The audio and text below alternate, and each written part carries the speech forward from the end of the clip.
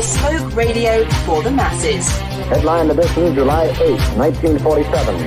The Army Air Forces has announced that a flying disc has been found and is now in the possession of the Army. If the game is rigged, change the game. Game changer. I occasionally think how quickly our differences worldwide would vanish if we were facing an alien threat from outside this world. This is Fade to Black with your host, Jimmy Church, on the Game Changer Radio Network. All right, welcome, Fade to Black. How you doing? Today is Thursday, June 20th, 2024. Let's do this, man. As all of you know, today is my Friday. It's Thursday to you. Today is my Friday, and closing out the week this week on Fade to Black is Seth Shostak. That's right, he is with us. And I've called this show the ET Search Continues, which means we can talk about anything. That's why I did that. You like how I did that? Monday, we had Paul Hynek here, son of J. Allen Hynek, an absolute, great friend. And I've known him for such a long time, but what an amazing show that was.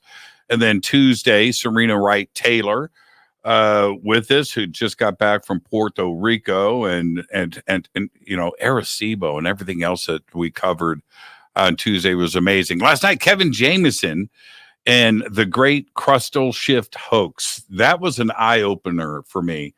And the show has always been about me getting my learn on and getting information out of a guest. And last night, whoo, man, what a show. And tonight, I'm going to do it with Seth. Seth Shostak is with us. Now, I've got a bunch of major events coming up in the second half of 2024.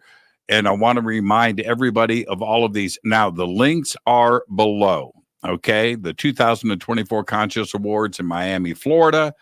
I'm co-hosting that with Giorgio Tsoukalos. That is August 3rd and 4th. The links for that are below at forbiddenknowledge.com. Then, after that, in September, I'm heading to Alaska with Seth, by the way, Contact at Sea, and that is September 6th through the 13th. Again, the links are below. The next month in October, I am going to Egypt, and I'll be there from the 3rd to the 14th. I think that's sold out, but you can get on the waiting list.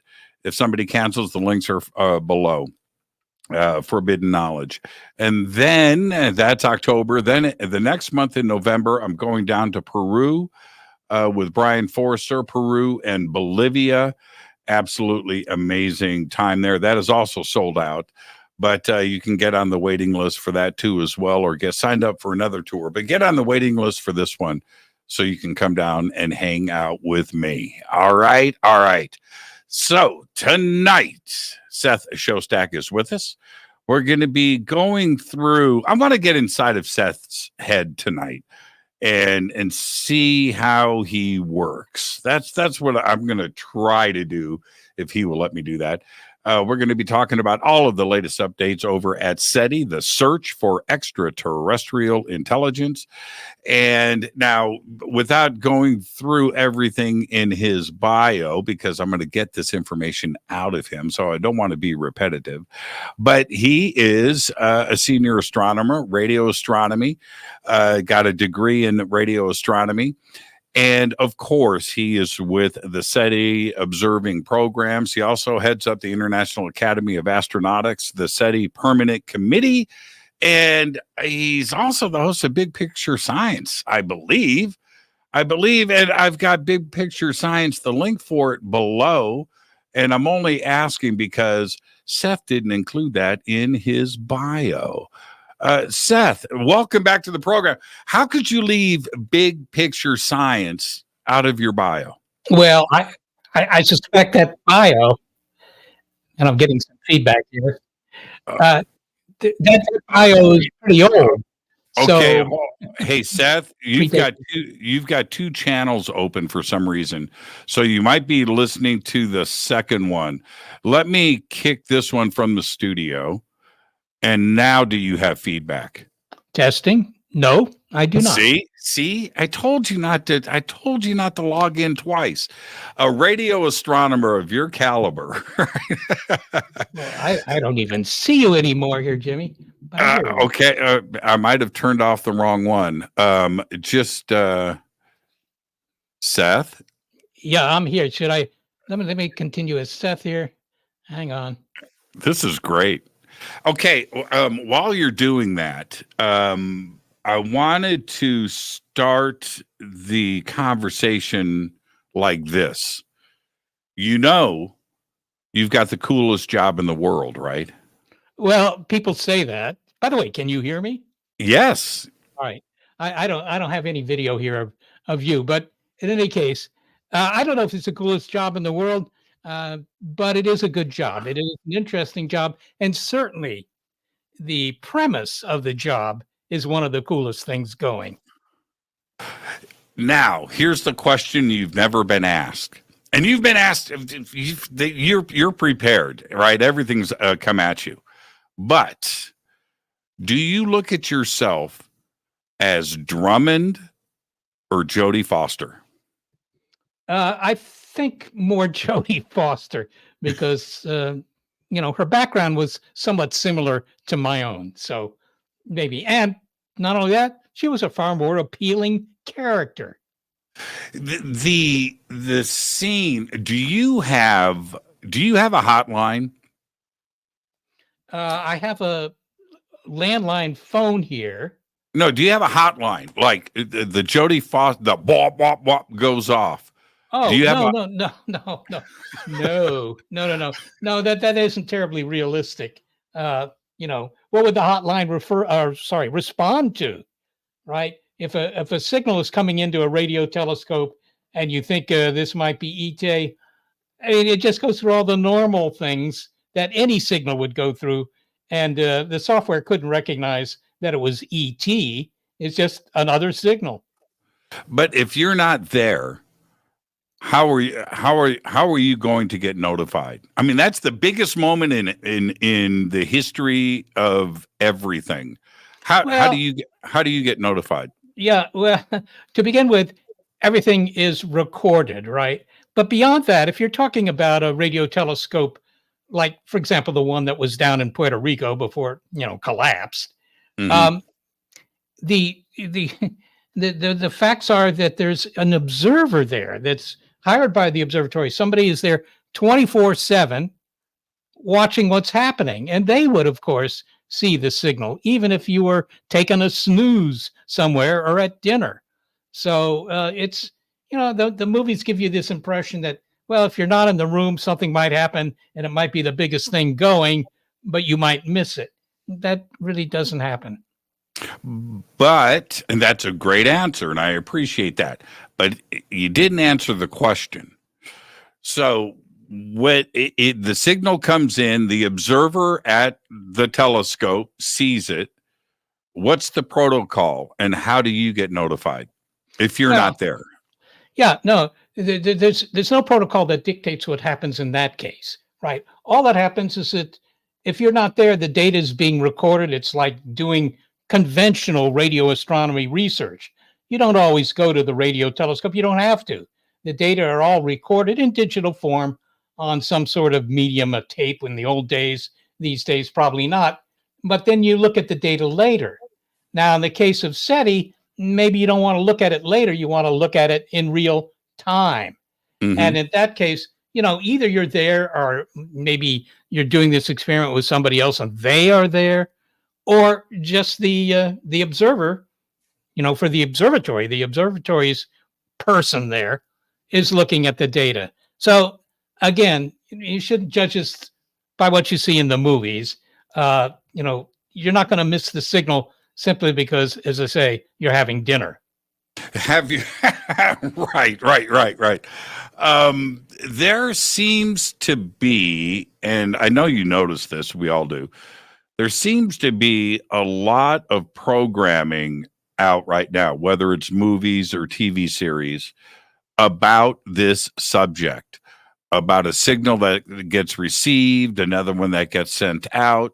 And it's been pretty out front over the last couple of years. Is it because of SETI, or is it because the writers listen to programs like mine and read about you and hear about you, and they let their imagination go wild? But it seems like it's every movie that gets greenlit right now or TV series is about a signal. Yeah, I think that you can take the credit for this, Jimmy. I don't know that I should take any credit for that. But people are interested in aliens. They've always been interested in aliens. And, the media in particular are interested in aliens. And they read something in the papers, for example, about maybe a new planet that's been found. And in particular, maybe somebody has found a planet that is, the same size or same average temperature as the Earth. So, this kicks off a thought in their brains. Well, maybe we're getting closer to finding ET, and they decide to follow up on that. I mean, this is a perennial interest for the media, and it's bolstered by the fact that there's always something going on in science that kind of encourages the thought that, well, they're probably out there, and we may be in touch someday. I've got so many questions that I'm going to try to get to tonight. And I'm going to start here talking about recent science and recent discoveries. A headline surfaced about 3 days ago, and I'm sure you read it, about 7 potential stars that may have Dyson spheres. And so that breaks out, and the media, like you said, is not going to let that one go, right? That's heavy click action, just right there. But does that now give you 7 targets, or have you these 7 particular stars? Have you already looked at? Well, I don't know if we've looked at them. I mean, I have to look at the positions. I'm not going to know their names, off the top of my head. But of course, there will be follow-up. Maybe not everybody knows what a Dyson sphere is. Maybe it's worth 1 minute to tell people what that is. But this was an idea. It goes back even earlier than Freeman Dyson, who's kind of picked up on it. I think it was in 1960. But the idea is that if you're a really advanced society, not us, but say, the Klingons or whoever, you're really an advanced society and you burn a lot of energy, because that's what sophisticated societies do. Compare our energy burn to the energy burn of, I don't know, say the Romans, right? We burn a lot more energy per capita than they did. So, extrapolating into the future, you can imagine that a really advanced society is going to burn a lot more energy.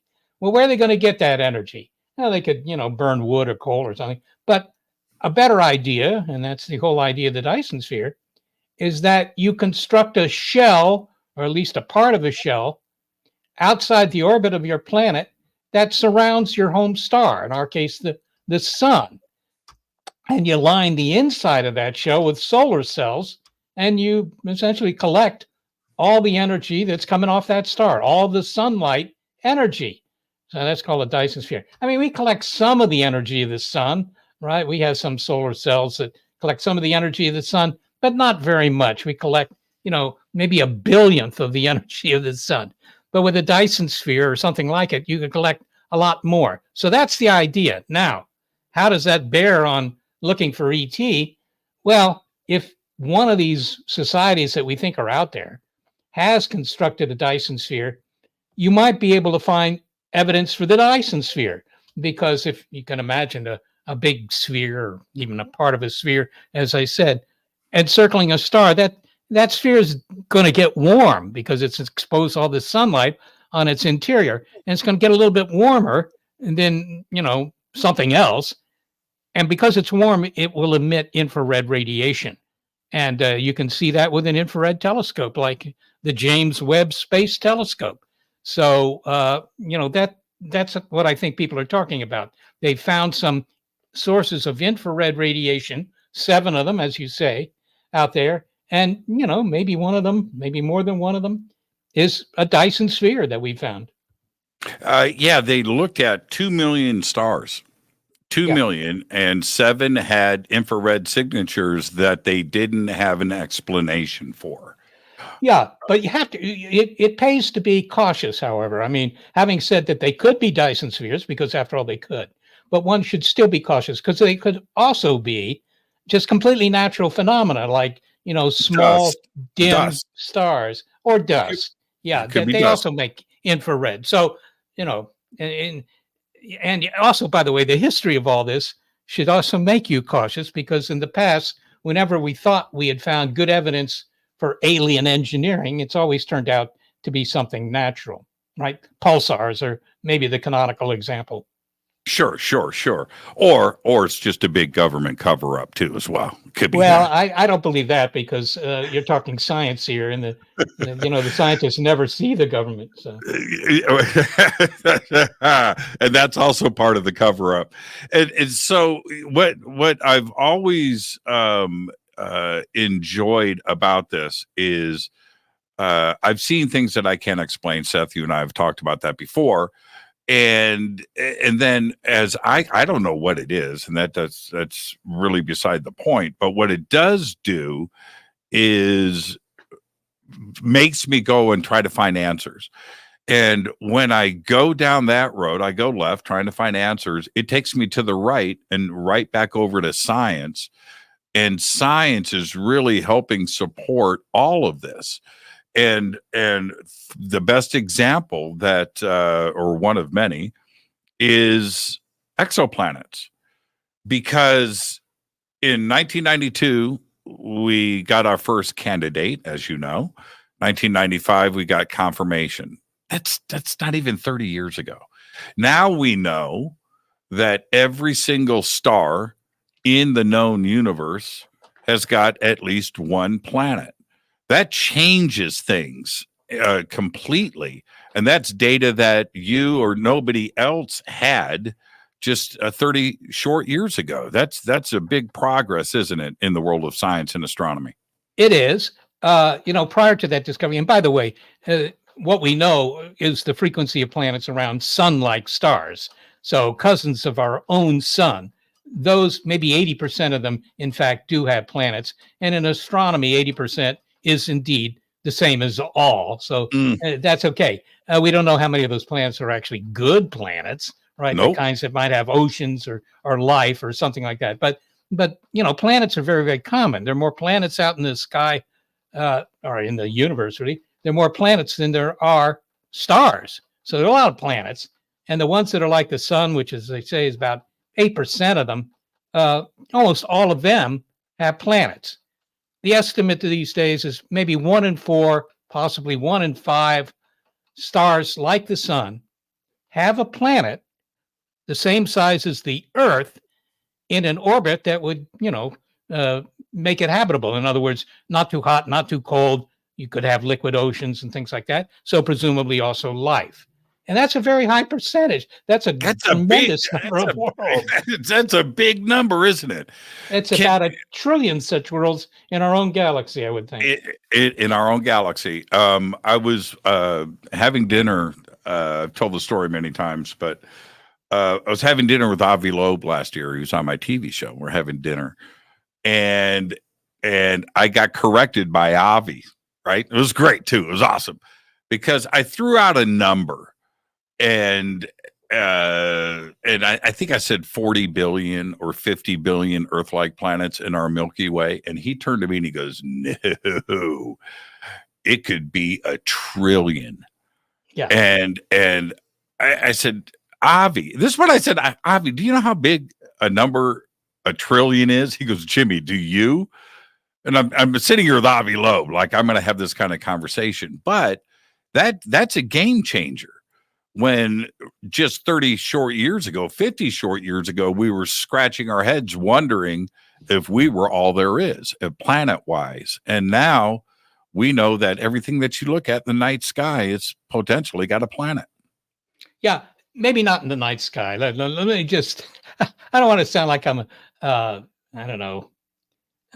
Debbie Downer or anything, but in fact, when you look at the stars in the night sky, and you may be able to see them where I live here in the Silicon Valley, there's so much, artificial lighting, street lamps and so on. You can't really see anything in the night sky. But in any case, if you are looking up at the night sky in a dark place, as you might be, most of the stars you see are not stars like the sun. They're the very brightest stars. And those also tend to be the biggest stars.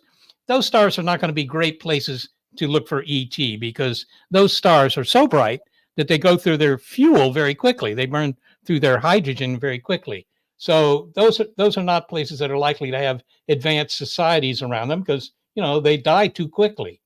But ours is that status. Ours is only going to last at best another couple billion years. So it's a 7 billion. 5 billion years, another 5 billion years. Look, the sun may be halfway through its lifetime, probably not even, but let's say about halfway through its lifetime. And in those first 4 or 5 billion years, it's managed to cook up not just, microbes or trilobites or things like that, or dinosaurs, but it's managed to cook up us. Okay. So, the stars that are the size of the sun, they typically last, 8 or 10 billion years. So they have plenty of time to cook up some interesting life, including intelligent life. But the really bright stars, the ones you tend to see with your eye at night, those don't last long enough to do that. Yeah, that's not a Debbie Downer. That's science, man, and I really appreciate that. But let me ask you this: those 7 potential stars, the Dyson sphere candidates. Are you guys going? Is that a list for you guys? No, of course. Yeah. You would want to look at it. Now, mind you, there's always the possibility you can't look at all of them because if they're in the southern hemisphere, for example, maybe we just can't see them with the telescopes we have because those telescopes tend to be in the northern hemisphere, whatever. But yes, if you know something like, this is a star that might have a Dyson sphere around it, of course, you're going to look at it with your radio telescopes, or for that matter, even your ordinary optical telescopes to see if there's anything interesting happening. Now, I'm going to say, and I watch the movie Contact too often, and I watched it again this week for you just to, I watch it anyway. I didn't watch it for you, Seth. I was going to watch it anyway, but I happened to watch it before you were on tonight. But there was a moment in the film that I've often thought about, and now that we know where we are with exoplanets, I went and did a count, and I'm sure you know exactly where I'm going with this. What is 70 light years from us? How many stars are 70 light years from us? And so, and I did this count. I got varying numbers, and somewhere between 1 and 2,500 stars in 70 light years from Earth because of Marconi, because of Tesla, and pushing that back to 1870, 1880, 1890. But 100 years ago, 1924, add another 20. So therefore, it seems like any day, if there was any intelligent life 70 light years away from us, we could expect to get a reply back. Would it surprise you if we did? Yes. Why? Yes. Well, to begin with, we're talking small number statistics.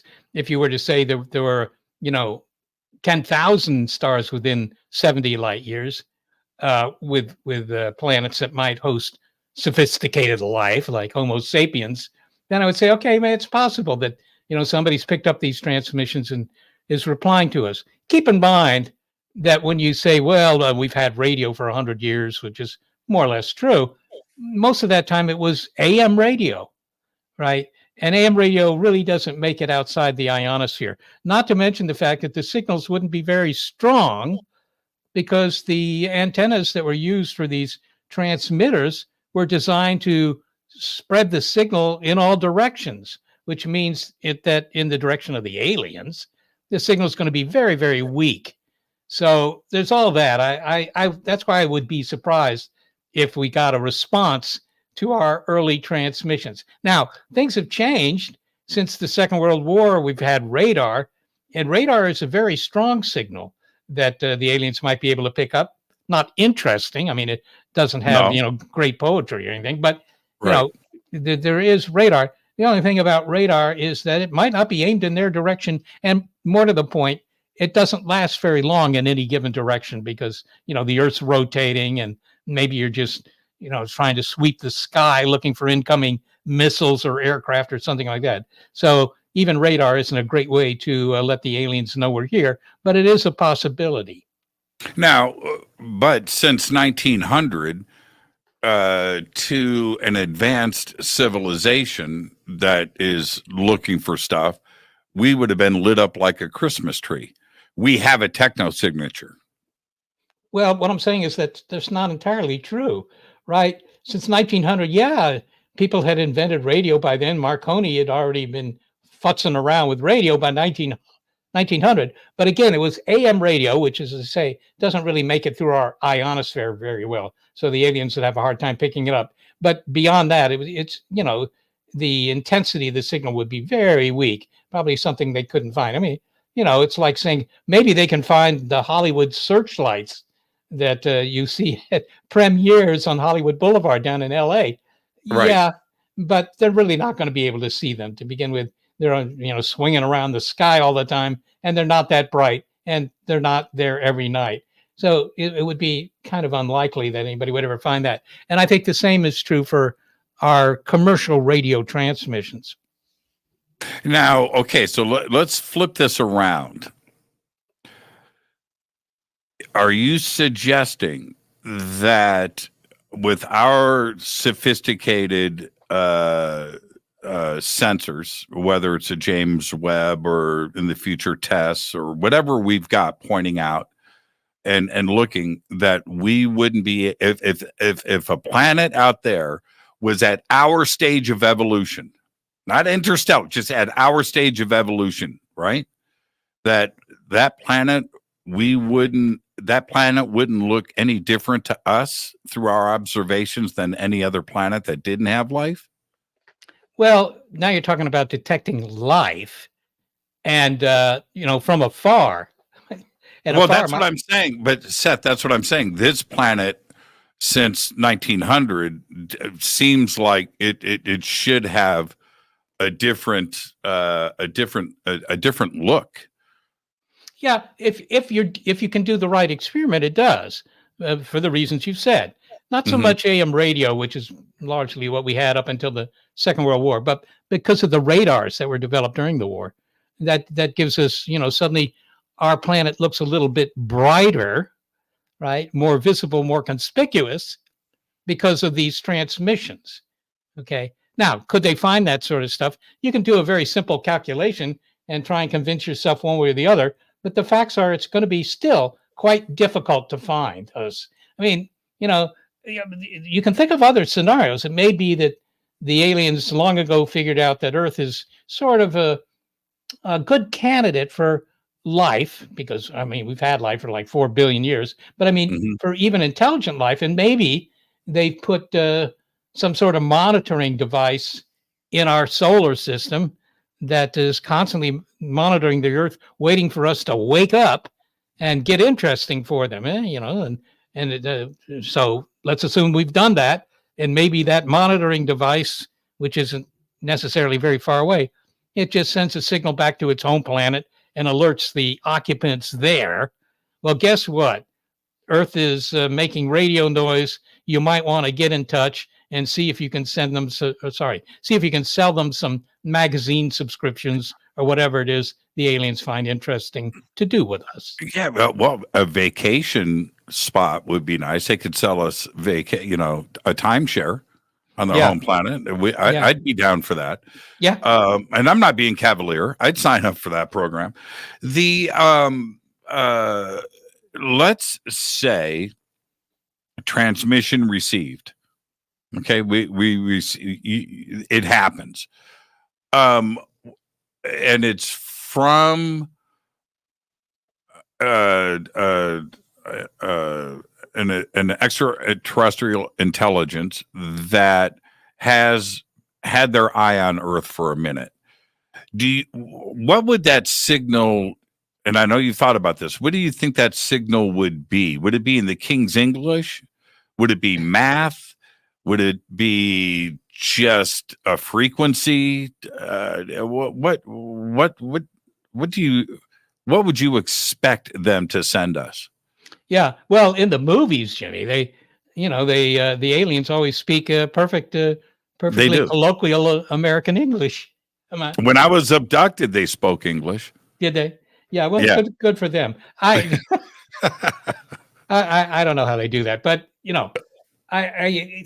what you could say is that, look, you might be able to recognize the fact that the transmission was made, it was, generated by a transmitter because of the characteristics of the signal. The signal was a narrow band signal. That's the usual discriminant. It's a signal that's at one spot on the radio dial. And that's how we know it was made by a transmitter and not by something natural.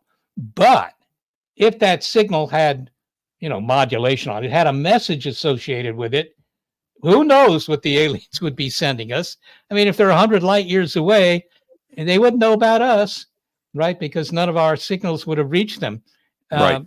Even if they're 50 light years away, they probably wouldn't know about us. But, if they send something back to us, maybe they'd send pictures or something that we could understand without knowing anything about their society or about their language or anything like that. I mean, there are some things they could send to us that we might be able to understand.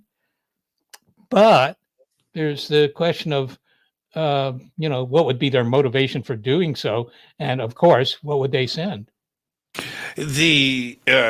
Now let's flip it around again. And I like that too. Well, okay, no, actually, let's not flip it around. Let's stay right there. How do you guys, well, I know you talk about it. How would you interpolate? Translate may not be the right word, but interpolate is probably closer. How would you approach it? Do you do it with linguists? Do you do it with math? Do you do it with a broadcast professional to look at the signal? And do you guys have a playbook, a checklist to start the analysis? Well, we don't have that. There's no checklist. And keep in mind that, we might not be the ones to find the signal. Maybe somebody in a different country where they have completely different culture might find the signal. So we don't have anything like that. But what you would do is you would look at the signal. The first thing I think you would do is try to find out from where is it coming, right? You'd want to know which part of the sky is the signal coming from, because you would want to look in that part of the sky and see if you see any star systems with planets. I mean, that's just, the obvious thing you would do. Now, in terms of understanding whether there's anything interesting in that signal, that involves looking for what's called modulation on the signal. In other words, some variation of the signal that is conveying the information they want to send you. Maybe they're sending you their recipe for muesli, or who knows. But you would, that's just a mathematical thing that you could do to tell you that, yes, there is information on the signal, or no, the signal doesn't have any information attached. Now, if you find that it does have information, okay, what do you do next? I think you would record everything. And personally, what I would recommend doing is just make these data available to anybody who wants to look at them, put them online, and let the world see if it can figure out anything. Maybe they could. Now, this is where we're going to flip it. Active SETI, and this question of, and we know what Hawking said, and let's not do this. I think the cat's kind of out of the bag that we're here. If you're interested in us, right, they would know. But active SETI, or sending a signal out, was something that you and those at SETI started to discuss 10 years ago, actually, right? Yeah, even earlier. Even Yeah, earlier. even earlier. Now, how did you guys propose to construct said signal?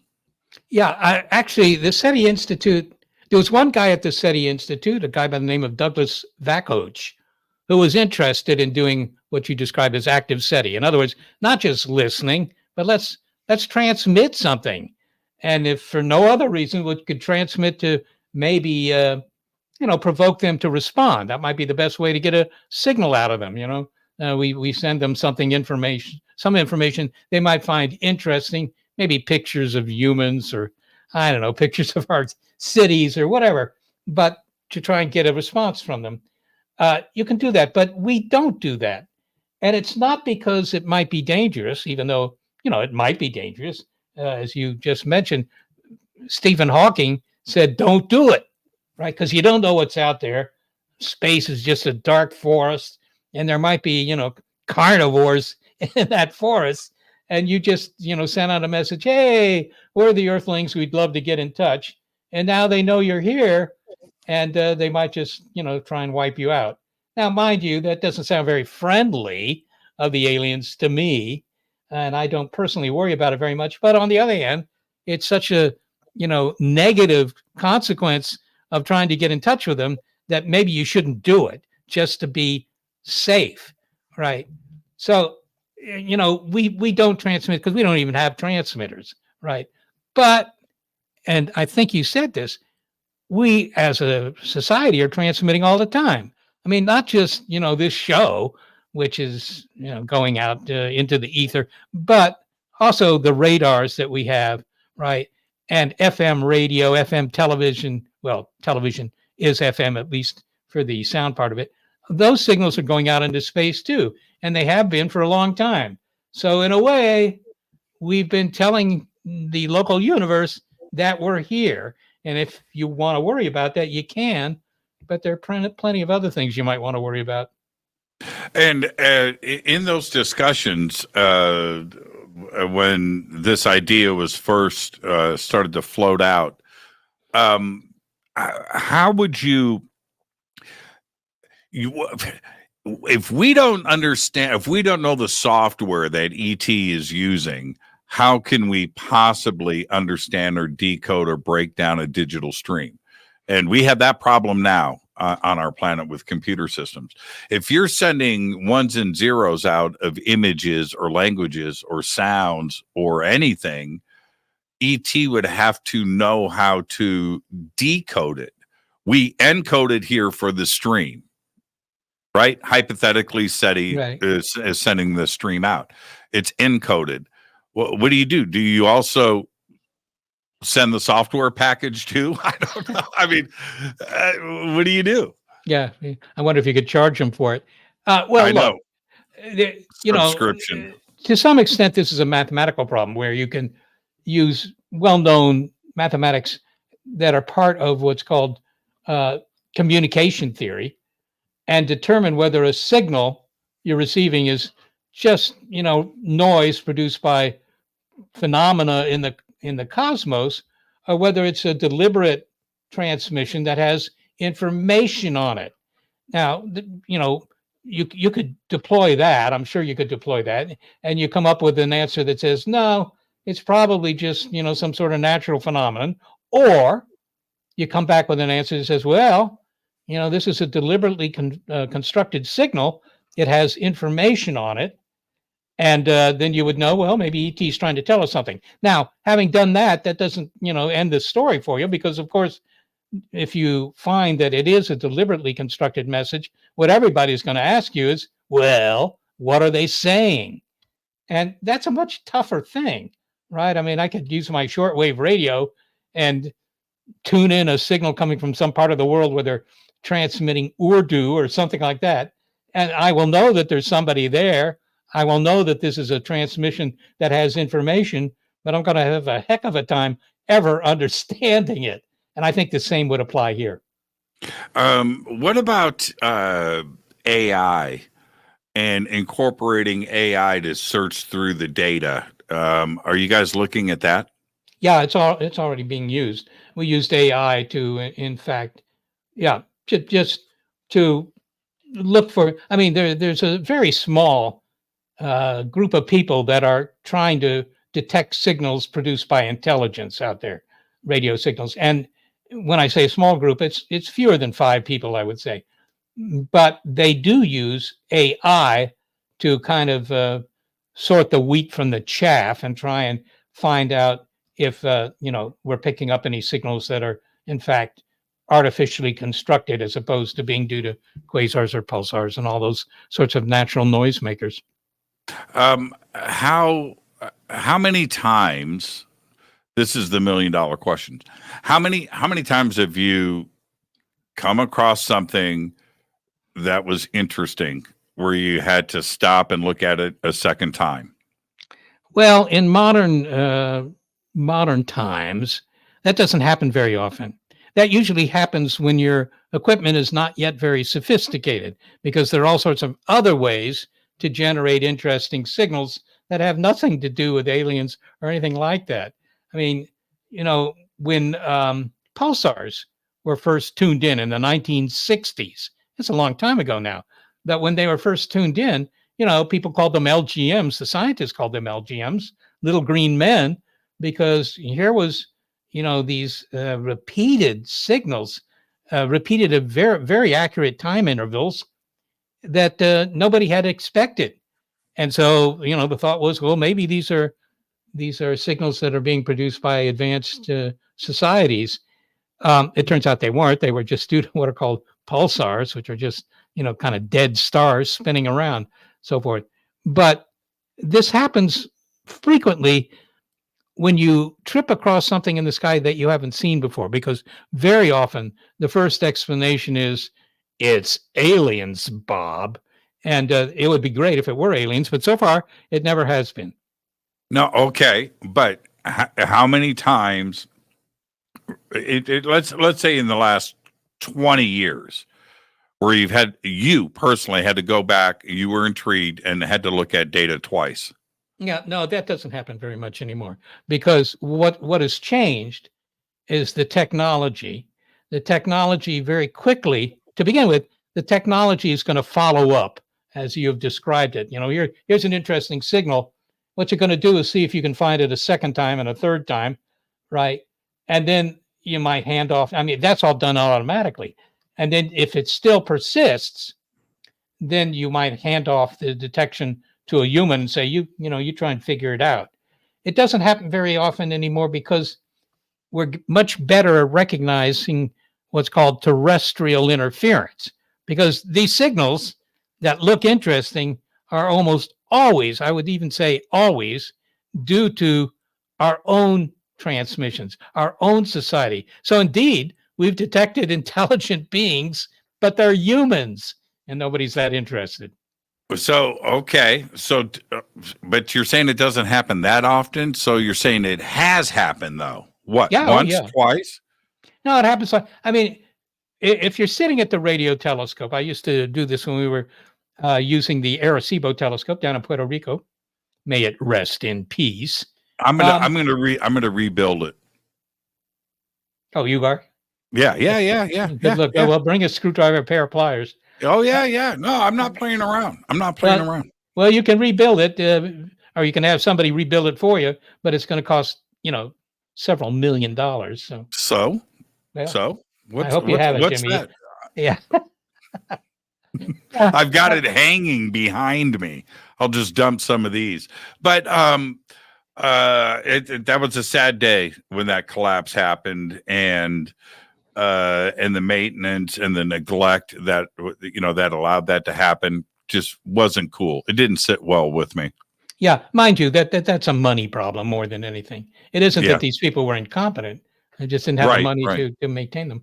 But I mean, your question was something else. What was your question, actually? That it did happen, and that was it. I said so. It and you said yes, it does happen, and then you brought up Arecibo. You brought it up. Yeah, Yeah. You do pick up signals, and the first thing you do, I mean, immediately you try and check it out, right? You look at that signal until you're convinced that it's either just terrestrial interference, right? A radar down at a local airport or something like that, or that it's not due to us, that it's due to something that's in the sky. And at that point, you would just keep looking at it until you were totally convinced that this was the real deal. At which point, you would start sending emails or calling up people at other radio observatories in other countries, presumably, and tell them to look in the same direction in the sky, more or less at the same spot on the radio dial, and see if they could find it. Now, that hasn't happened very often. That happened, to my knowledge, really only once, where people were called. We called people in the UK, in England, at the Jodrell Bank Observatory there. It's big antennas, and told them that we were finding a signal. Would they look too? But I think even before they looked, we had already figured out what it was, and it wasn't ET. What do you think of Trappists? Well, Trappist is an interesting system. I think there's 7 planets around in the Trappist star system, and at least 3 of them are at the right distance from that star, so that they would have, temperatures, if you will, similar to what we have here in lovely California. And the planets are almost, I think, all 7 of them are about the same size as the Earth. So any one of them could be a cousin of the Earth, or certainly those 3. They could be planets that, kind of have the sorts of things we find on our own planet, like atmospheres and oceans and things like that. So the Trappist system is interesting because it might, in fact, be the best place to look for life outside our own solar system. Are you hearing the same soap opera rumors that are floating around at different science circles? I've talked to quite a few people that researchers international with the James Webb Space Telescope have indeed found what they think are technosignatures on 2 different planets, and one of them is in Trappist, and I think it's 4. But that they're arguing about what is a technosignature, and it's not it's not a biosignature, that there's a technosignature involved. Do you immediately with SETI focus on the rumors that are going around in these circles to see if there's any action? Well, I don't, and I think that that's the consequence of a lot of history, right? And this history goes back, it goes back more than 100 years, right? When people were claiming that they saw straight lines crisscrossing the surface of Mars, right? Mm-hmm. The canals of Mars. And, people followed up on that for 3 decades and more. And I think that there are probably still some people who think that Mars has been proven to have life, which it has not. But, people looked at that. And what was the bottom line? The bottom line was that there was, the canals were all fictitious. There weren't any canals on Mars, right? And it's unclear whether there's even any microbial life on Mars. There might be, but you couldn't see that through a telescope unless it, was it had chlorophyll and made big plants or something like that. So there's a very long history of people thinking that they had found life on other worlds that turned out to be misunderstandings. So try not to get too excited right away.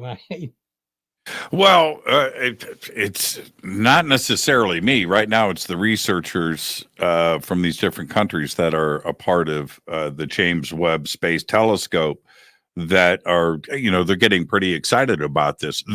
And you know what? Scientists have always, that's such a really good point. They fight and argue just like everybody else does, right?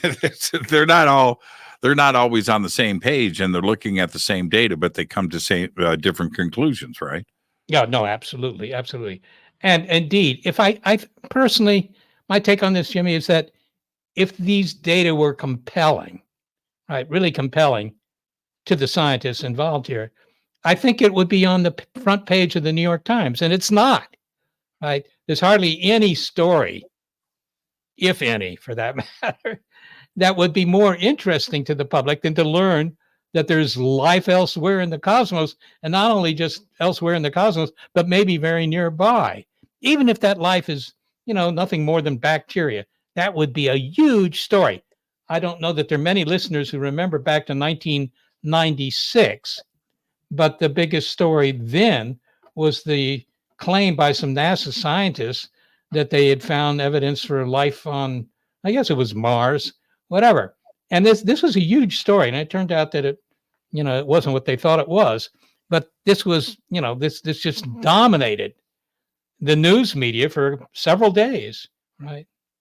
So, yeah, you're talking about the microbial fossils in the meteorite.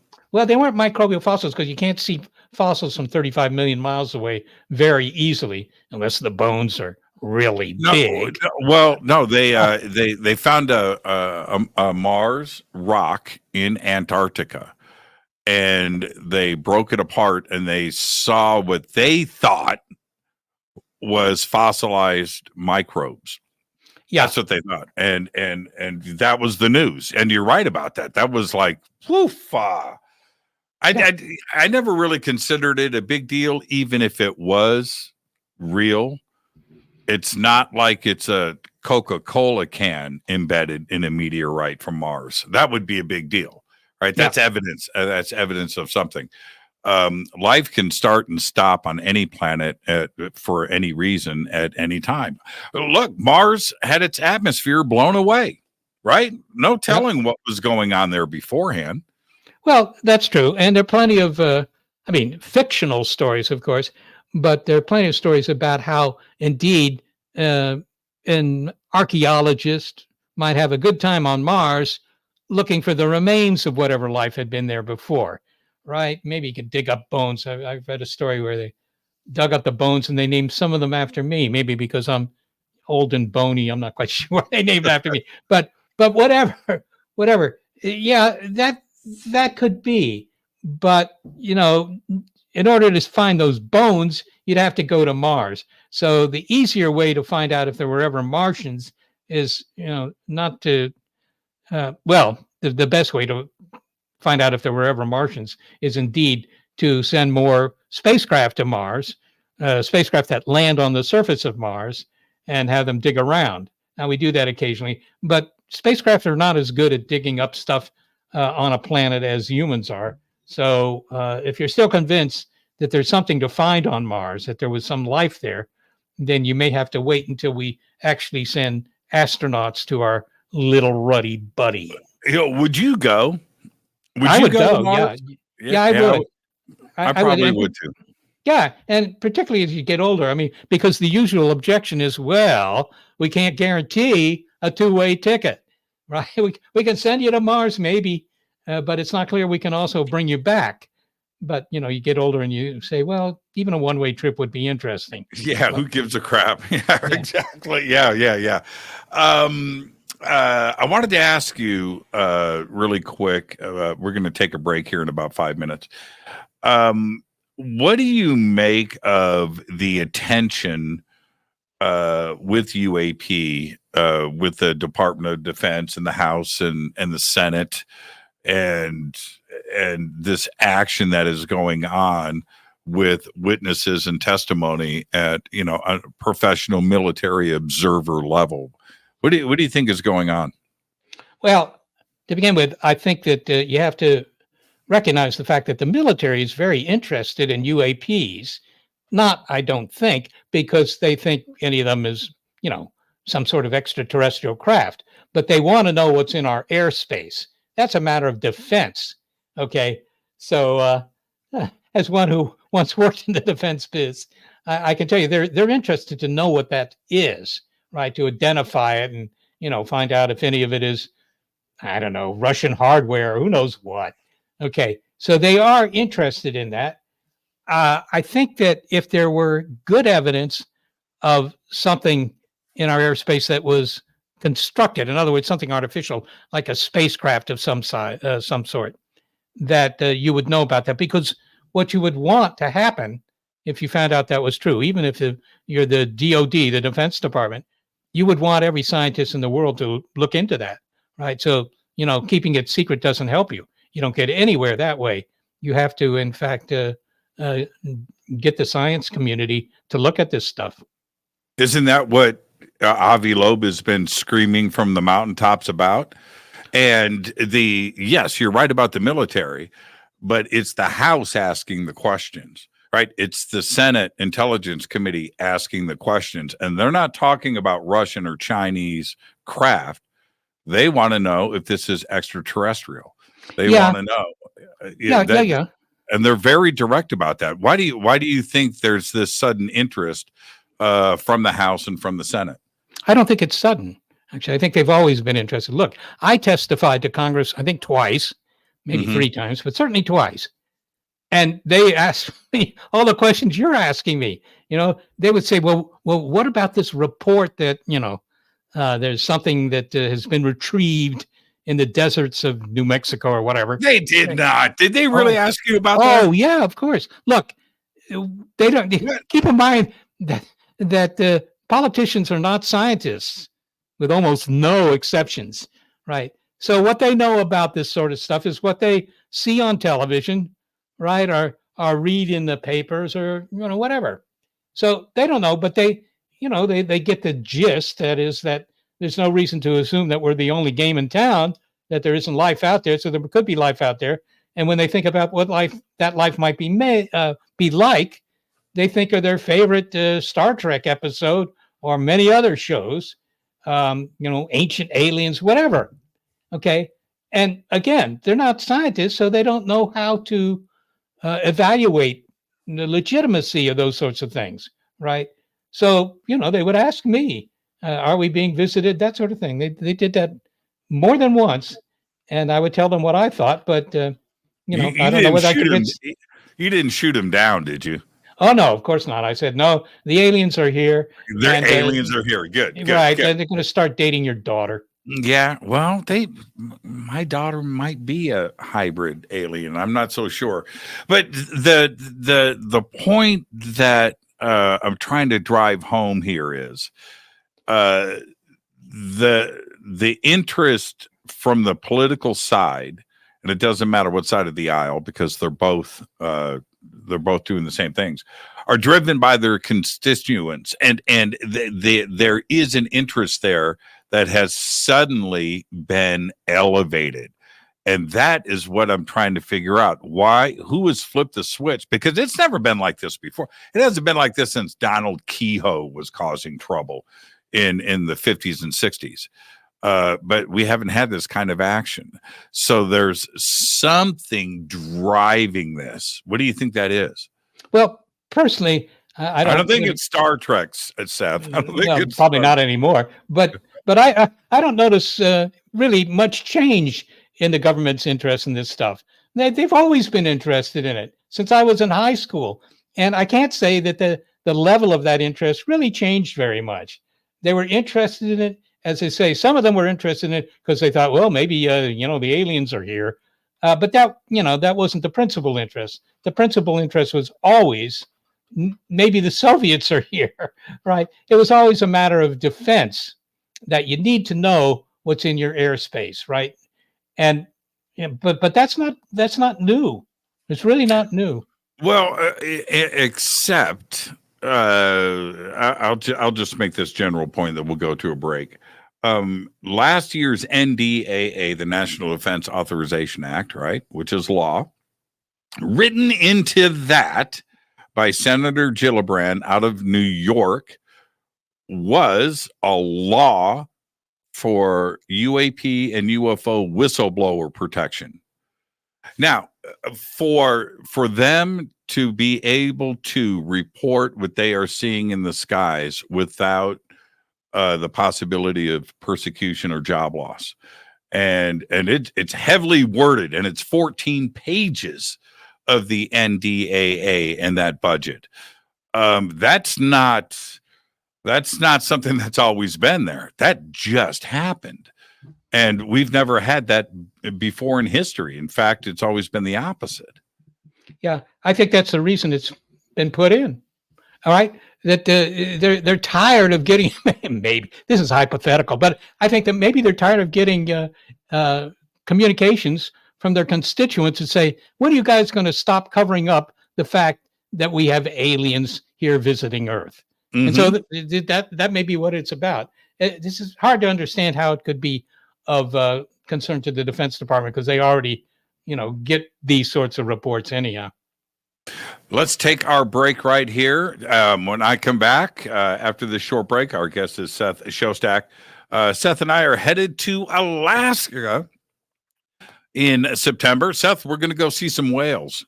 Are you excited? Well, it makes me hungry to think about it. Oh, that's it, Seth. We'll be right back after this short break. Stay with us.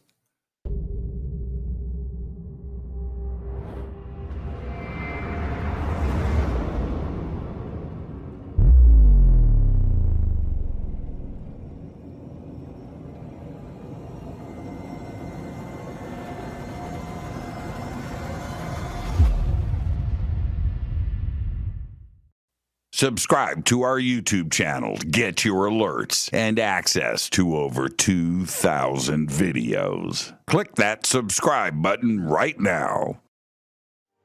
Go to jimmychurchradio.com and get the Fade to Black official podcast. 2,000 episodes, all of them commercial free for just $2 a month.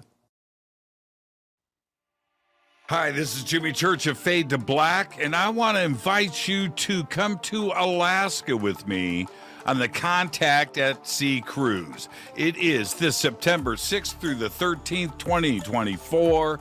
We are on the largest ship in the Pacific Ocean. That's right, the Ovation of the Seas.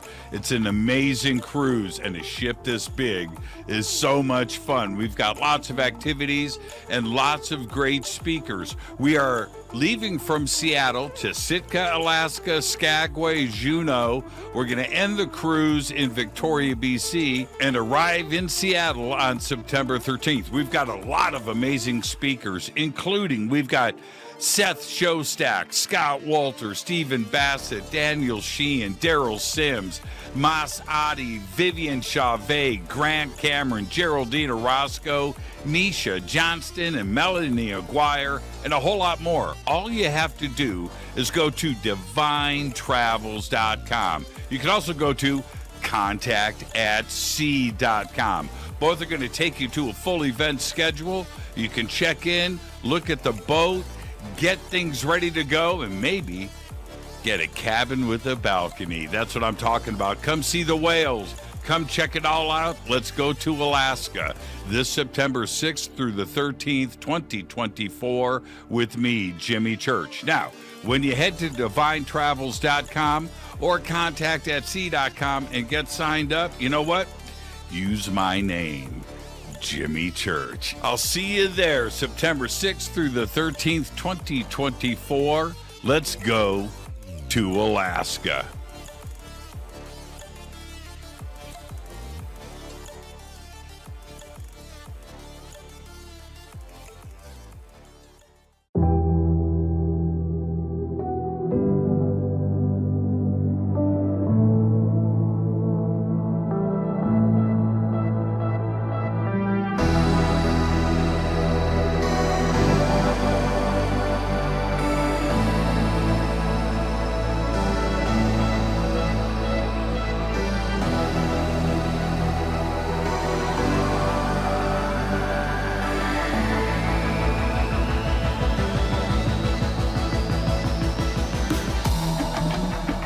This is Jimmy Church. Please visit and explore Egypt this October 3rd through the 14th, 2024 with Billy, Elizabeth, myself, and very special guest and the #1 podcaster in the world, Sean Kelly.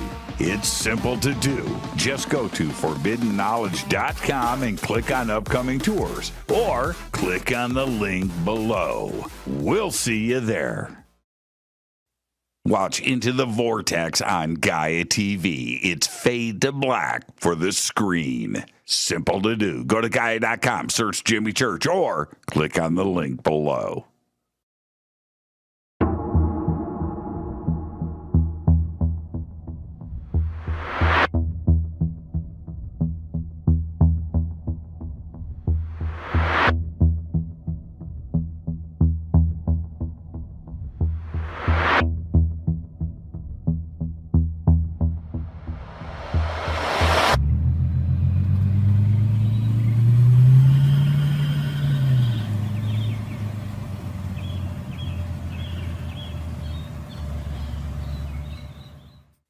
Follow Fade to Black on Twitter at JChurchRadio. Get all of the show updates every single day.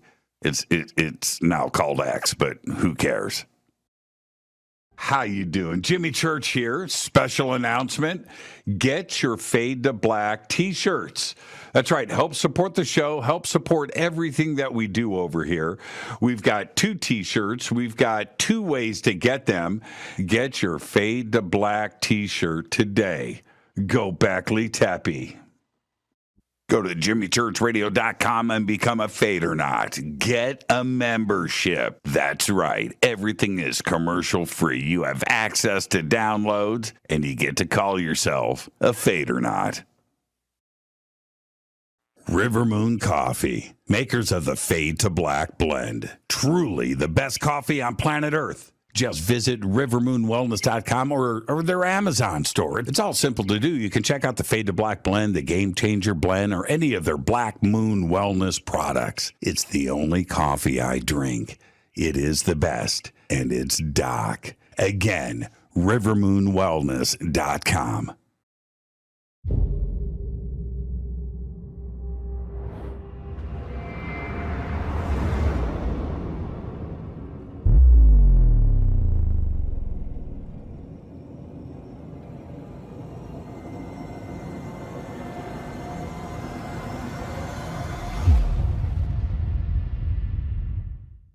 All right. Welcome back, Fade to Black. I am your host, Jimmy Church. Tonight, our guest, Seth Shostak. He is with us. And we're headed up to Alaska, Seth and I. And I've often wondered, Seth, so let's say you and I were out on the deck of the ship, middle of the night. You and I are talking, just had dinner, looking at the Milky Way out there in the northern Pacific, heading up, and we see something in the sky, and let's say it's like a Steven Spielberg moment. Is that a paradigm shift for you? And would you say something publicly about seeing something like that? Well, I wouldn't hesitate to say anything publicly, but I would, of course, be skeptical, right? And you know, what is it that I saw? Seeing something is really not. That's not the hard part. The hard part is knowing what you've seen, right?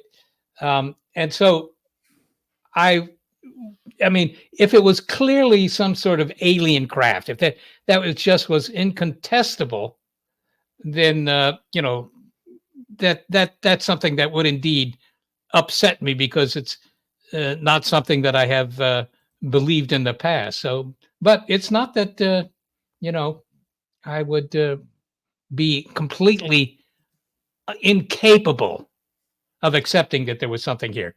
I love that.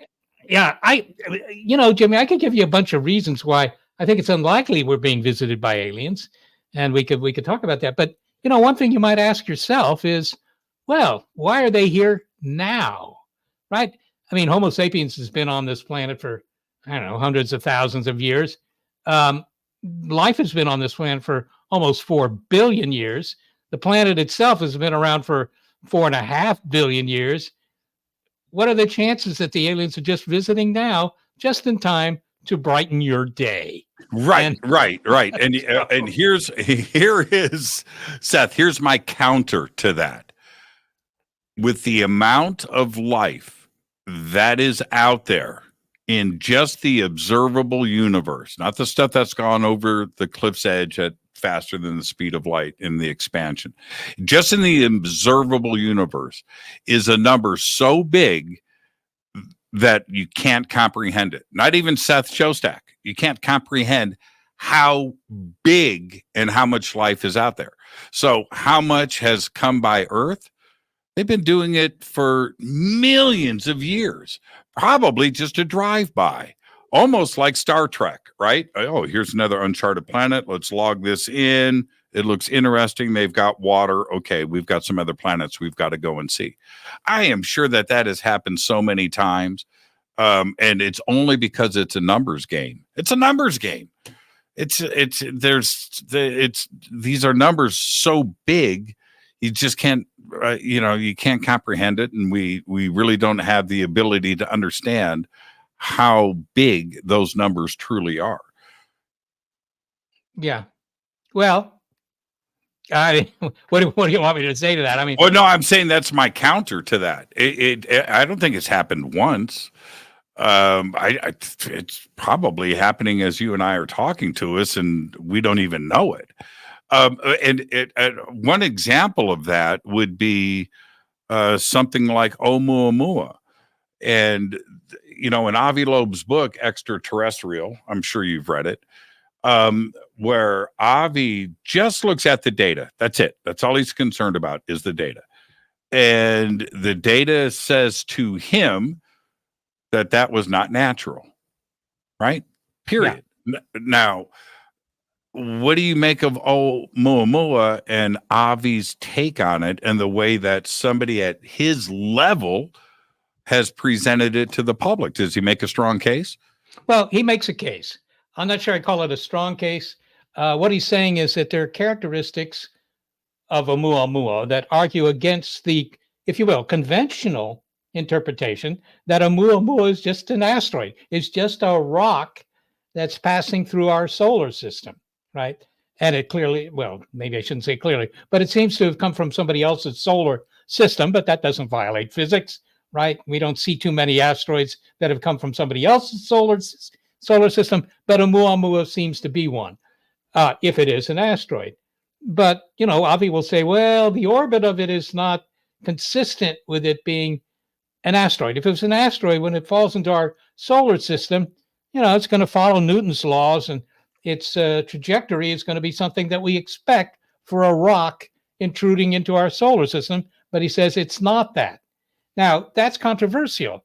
If he's right, then indeed, Oumuamua might be, a Klingon spacecraft, and maybe they just send tourists our way to make photos of our planet. As far as I know, it hasn't come terribly close to Earth, actually. So maybe they're missing out on, fast food dinners or something. But if it is natural, okay, that's the default explanation. That's the one you should look at first, because it doesn't involve anything, really extraordinary. It's just another rock careening through the solar system. What we would like to do, and I know that Avi has looked at this, is send a spacecraft to view Oumuamua up close. And if you could do that, the problem is it's already gone interstellar. It's on its way out of the solar system. It's still in our solar system, but it's about as far away as Saturn. And you might have to check that, but I believe that's right. And as a consequence, it's very hard to catch up to it because you can't make really good photos of it unless you can get close up. Right? Yeah, that was one of the interesting parts about this, because its angle and trajectory when it was first observed was traveling at about 200,000 miles an hour, and then it turned without any gravity assist from the sun, and it had no gases being ejected from it like a comet. So there was not, and then it went from 200,000 miles an hour to 275,000 miles an hour as it exited the solar system. And so it not only turned on its own without any gravity assist and nothing ejecting from its back, but it increased its velocity. That right there, there's been no known observation like this ever in astronomy. It's just never happened. Yeah, So I it's don't. a singular event like this. Yeah, Jimmy, I'm not sure where you got these facts. I do know that it has apparently accelerated, and that caused some consternation, if you will. People scratching their heads. How could it do that? It's how do you accelerate a rock that's on its way out of our solar system? I've never seen any professional papers suggesting that there's good evidence that Oumuamua is anything other than natural, with the exception of Avi Loeb. And by the way, I happen to admire Avi Loeb. I know the guy a little bit. I happen to admire him because he's not afraid to say something that is, fairly radical, right? Even sensational. He's a Harvard professor. And the fact that a Harvard professor is willing to say these things, I'm actually glad about, because, if you will, lesser people would not dare to say it because, maybe they're the astronomy department where they work would say, this is just nonsense or something like that. But Avi Loeb can take a risk. He can say something that is indeed sensational, really. And he's got tenure at Harvard, so he's not going to lose his rent money. I think that's good, but I don't think that some of the things you just said about Oumuamua I've never heard before. It has sped up a little bit, and there is an explanation for that. One is that it's got a rocket on its tail, and the rocket just fires and kicks it out of the solar system a little bit faster. That's one possibility. The other possibility, of course, is that it's an icy rock, a comet basically, and when it got near to our sun, some of that ice melts. It doesn't really melt; it sublimates, but that's basically the same sort of thing, and that kicks gases off the back, the part that's facing the sun, and that acts like a little rocket motor, and that speeds it up a little bit. So there are natural explanations. I think, to me, maybe the really important thing to note here is that if a lot of astronomers agreed with Avi, if they thought that the evidence was good, that this is not a natural object, you would hear them saying that. They would be publishing papers about it. Well, there has been published papers, but here's the thing, and you should read the book. But Extraterrestrial, it's just a tremendous read. Here's the thing: the comet suggestion about Oumuamua was nothing more than that, a suggestion. There was never any expelled anything measured or observed from 3 different tracking systems. There was nothing expelled. There was nothing measured. So that's that part. That's the fact.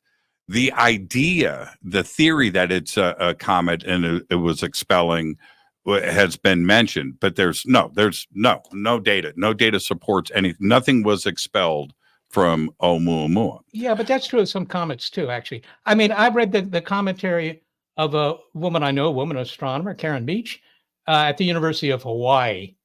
Right, and, where it was first picked up. Yep. Yeah, yep. And she thinks it's a comet. So, she's sort of entitled. Look, that's the safe zone. Sure, you're absolutely the Satan zone. The safe zone. The safe zone. Whoa, that's right. The safe zone, and I respect that. I totally do. But thinking outside of what is normal, like you're saying, does take courage. But Avi doesn't really track that way. He just repeats himself. It's just the data. I'm just looking at the data. And after those 11 days, we only tracked it for 11 days. And it's gone. We'll never see it again. And so the data that we have collected is the data that we have. That's it. Yeah. So yeah. Well, look, as I say, I actually admire Avi's take on this. I don't believe it, but I don't believe it. I don't agree with it. But on the other hand, here's a serious guy who's willing to adopt an uncommon explanation. an exotic explanation, if you will. And that's good. That's good for science. On the other hand, I have to say that there are a lot of other people who've studied Oumuamua, including the people at the University of Hawaii, and they think it's a comet. So, one shouldn't just dismiss that because it's not as interesting or not as sensational. Well, that's true. Like with anything, which includes SETI, you collect the data, let's put it on the table, and let's see what we got. Let's talk through this, and that's what we do. And you've heard the same things that I've heard over the years, and I have always said about SETI since the beginning of my broadcasting career, and I've gone against the grain on what most people's take is, and that what we need SETI. What's the alternative? Nothing. To do nothing, right? That we don't make any progress doing nothing. We need SETI. We need these efforts. And that's it. That's my take. Whatever it is, it's just part of the solution. And doing the opposite is not the way to go. No, it's simply not. We need SETI. How many telescopes do you guys have online? Well, online. I mean, we have the Allen Telescope Array, right, which consists of, I don't know how many antennas are up there now, like 18 or something like that. But those antennas are about 300 miles north of San Francisco. Mm-hmm. They're behind the Sierras and the flat, valley there. And those are the ones we use. The idea was to build a couple of hundred, not, 17. But that's a money issue, Jimmy. So until we get more money, you're not going to see many more of those. I mean, you're not going to see a major addition to that array. But those are the antennas we use. Now, of course, we're not the only radio observatory in the world by any means. There's a very clever experiment being run at the Very Large Array, which is the big array. You might have seen it in the movie Contact, actually. It's down in New Mexico. You can go visit it, actually. It's, I don't know, maybe an hour or two from Albuquerque. Just drive out to the desert. You can see this thing. And those antennas, are doing astronomy, but they're also doing SETI work. They're looking for signals that are not due to the natural radio emitters of the cosmos. Okay. And, maybe they'll find something. I mean, I honestly think that if we're going to find ET by eavesdropping on his signals, and that may be indeed the way we find them, you want to do as many experiments as you can with as many instruments as you can, because you don't know what the best strategy is a priori, right? So, I think it's a good thing that we're doing that. This experiment with the VLA is to just take data that's being taken by the antennas anyhow and put it through a receiver that's optimized to look for deliberate signals, if you will, the kind of SETI signals that you might expect, and see if you find anything that way. Do you have the ability to, obviously you have to triangulate if you do find something and you want to pinpoint the source, but you also want to verify the source. So do you have the ability to pull other things like Atacama and other radio telescopes around Australia, for instance, and have them make the same observation? Well, yeah, I mean, you have the ability. You would just jawbone them, but of course they would do it. And they have done it in the past, right? Right. Back in the old days of Art Bell, in fact, there was a signal called EQ-PEG that was claimed to be coming to us from the cosmos that might be due to ET. And, the people at these other observatories, they just went. We didn't have to tell them anything. They just went and looked themselves. Because, of course, that would be a huge story if you were to find a signal that had the characteristics of a signal produced by a transmitter as opposed to something natural. So, of course, people are going to follow up on that. That would be a huge story. What did you make of, I don't want to spend much time on this, but you can't escape the news. What did you make of David Grush and his statements to the House subcommittee about crash retrievals and reverse engineering of alien craft? he swore, he raised his right hand and said this in the House. What did you make of his statements? I didn't believe any of it, because when he was asked, and he was asked, okay, he made the claim that there were, several crash sites where debris was being collected by the government and whatever. And when he was asked, well, which crash sites are those? Where are they? He said, well, I can't tell you. It's all classified. When somebody says, I've got evidence that aliens are visiting Earth, but I'm not going to tell you anything about it, even though you're Congress, I'm not going to tell you anything about it because it's classified. That's what that means, is he's making it up. Well, yeah. It was a pretty intense moment for sure. What he did say, and I don't know if this ever happened, but he said, I can give you, if we go into a skiff, I'll give you all the documents, the names, the addresses, and what happened, and where these located. That's the weird part. This is live on television, right? Yeah. And you make this kind of statement. Now the UFO community, right? They all went, "Wow, okay, it's finally happening." But after that, after he made that offer, and I remember Tim Burchett, Congressman, he said, "Okay, we'll check into securing a skiff so we can do this," and then crickets. Yeah. Nothing. Look, to me, that just shows that it wasn't very credible. Because look, the public likes to believe that, okay, 60% of them believe the aliens are visiting Earth. There's that, and they also, essentially all of those 60% also believe that the government knows about it and is covering it up. Now, think about that. We're being visited by aliens, but the government doesn't want to tell us. Why not? You would want every scientist in the world that has access to the telescope to be looking at it. Not only that, but why is it that the aliens only want to visit America? I mean, I've never understood. They visit other places, but I agree with you. It seems to be an American. It seems to be an American subject. It is. I lived in Europe for 13 years, and you don't see this phenomenon at all. Apparently, the aliens have no interest in Europe. I don't know what it is. Maybe they don't like the cars. I don't know. I observed. I'm going to share this with you. I've never told you this before. I'll tell you more about it on the cruise when we have some time. We'll do it over dinner or something. But I was up in the Pacific Northwest, and I was having a Fade to Black conference, a Jimmy Church conference, and I had about 300 people there, 400. And while the conference was going on, I took a break, and I was outside with about 30 people and goofing around, not doing anything specific. And I'm sitting at a picnic table.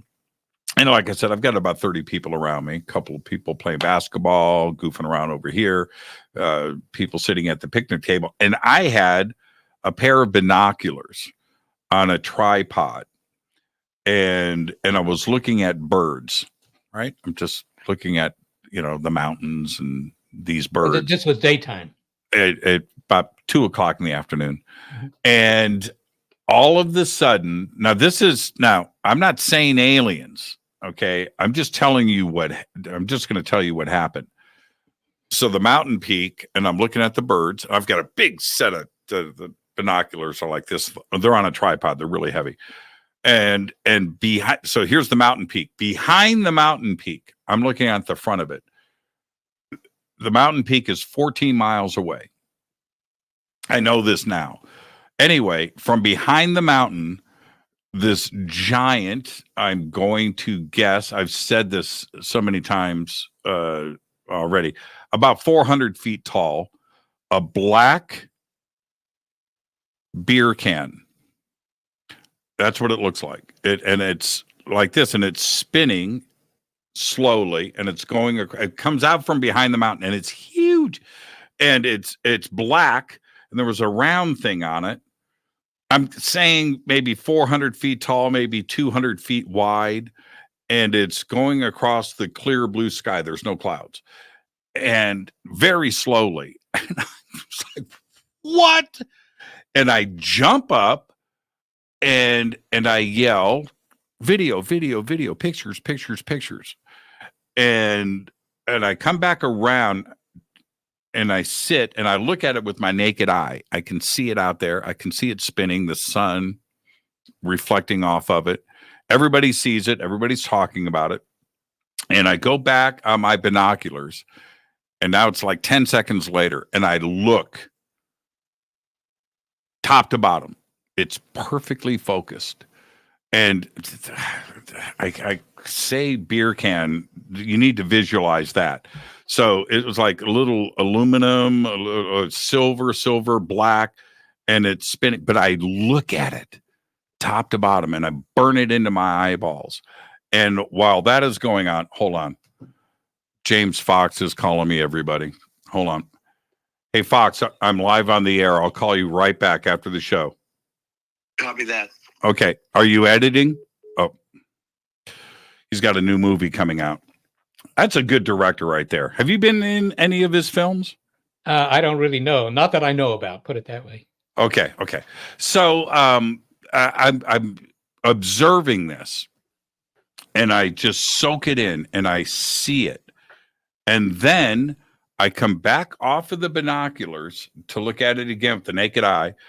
And Steve Murillo, who's sitting next to me, says it phased out. I went, what? And I look in it's gone.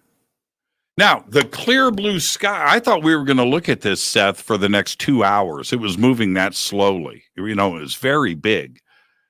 And I look, and it's gone. I didn't see it phase out. Steve, and everybody just said it just phased out. It was huge. It was huge. Where was this again, Jimmy? It was in just north of the Columbia River in Washington. Yeah. And now, see, this is the thing with something like that. I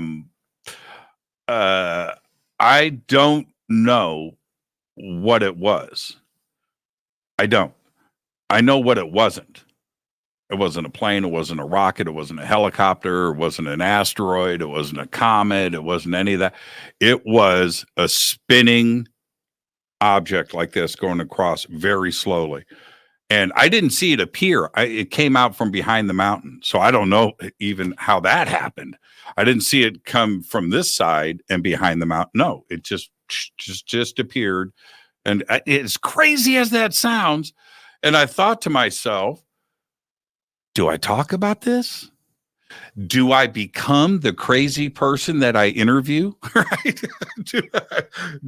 What do I do with this? Or, you know, I'm with all of these people and they saw it. And if I don't mention it and if I don't go public, then I'm letting them down. Now, I don't know. And there were no reports. There was nothing in the news. Well, I think that's significant. I think that's a significant comment there, that there were no reports, because how long ago was this? 2018. So not very long ago. No, right. No. Why didn't people pull out their cell phones and start making photos? I've got audio. I've got a video. I could play it for you.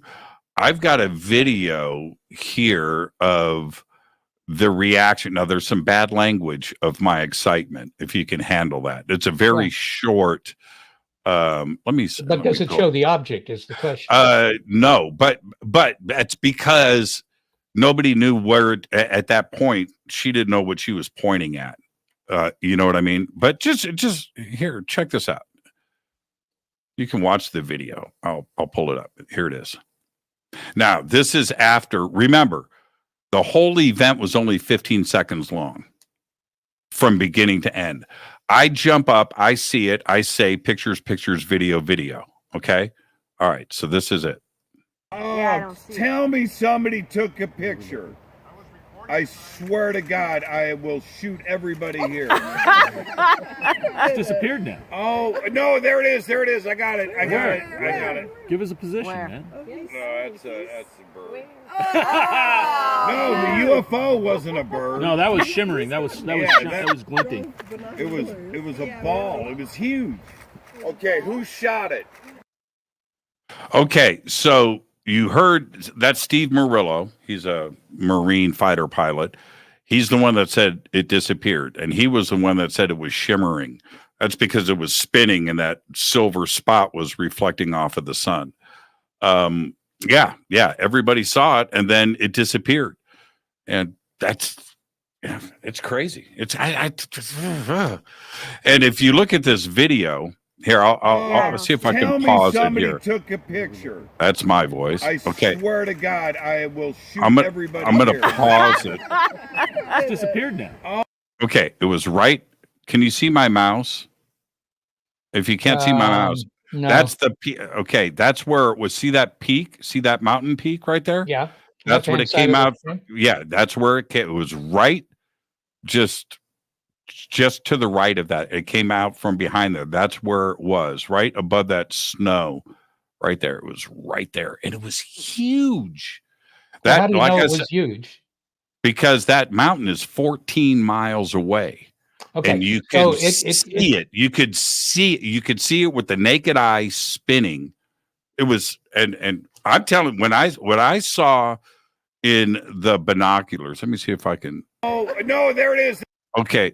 So that's the peak, and then so right at the very, very top where it starts to come down, that's where it popped out and came from behind, right there. Now it's gone. It's not here. I was looking at it with my naked eye, and I could see it spinning, and it was right out there. And now she's shooting the video, and it's gone. And you heard Steve just say it disappeared. So that's all I've got now. So let me say this: when you say, "How do I know it's huge?" You can see the mountain peak. It's 14 miles away. All right. So I'm looking at it in the binoculars. Here's the peak. This thing was like, Seth, it was like that big in the binoculars. It was huge. It was huge, like 50-story building big. This isn't like some small mylar balloon that you're confusing. No, it was this spinning. And it wasn't, I'm not describing a flying saucer. I'm not describing a Cleon mothership, gunship. It was a cylinder spinning lengthwise. And it was bizarre. Now, I don't know. It's secret government tech that's cloaking or whatever. Could be. I don't know. Could be. Well, let me ask this, Jimmy. There are like 8,000 Earth satellites that are aimed at the Earth, that are orbiting the Earth, that are doing photo reconnaissance of the Earth. Not because they're looking for ET, of course. They're looking for rockets that might be aimed our way, but whatever. And wouldn't you think that they would occasionally see this sort of stuff if it was truly this remarkable? I asked myself the same questions, Seth. I asked myself the same questions. The everything, I've looked at this from every angle and tried to ask myself this. The point that I constantly come back to, it doesn't change what we saw. That doesn't change. The object was real. The size was real. It phased out. That was everybody's description of it. I didn't see it do that. I wish I would have, because I could describe that to you. I didn't see that. Well, when you say phase out, do you mean faded out? Yeah. As in fade to black? Okay. Yeah, as in fade to black. Yes. No, actually, it faded to clear. Yeah, It faded to clear. But I didn't see that part of it. But I'm trying to rationalize and trying to figure out. I don't have any answers, but it doesn't change the event. That was real. It was real. It was pretty nuts. It was pretty nuts. That was over an Indian reservation. There's no cities. There's no towns. There's nothing like that there. It's in a very remote part, in the what do they call, Mount Rainier and all those active volcanoes up there. That's where that was. Yeah. And so all I know is what I saw. And does it, I don't know. So this is where, when you go to the government cover-up part, when I see something like that, and I am told other things from other people that it could be the Russians, it could be, it could be this, it could be China, it could be this, it could be that. You hear all of these things. I don't know, but all I know is what I saw nobody is talking about.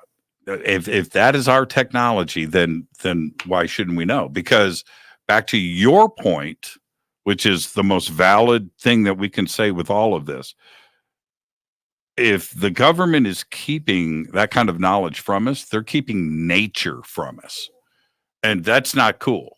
That it's just life, right? Why keep that from us if they are? Because it's nature. It's just the biology. nature. I mean, nature's nature. But if it was really something from another world, you wouldn't want to keep that quiet. You'd want as many scientists as possible, and not just American scientists. You'd want them all to be studying it. Mm-hmm. And I don't see that happening. Yeah, I know.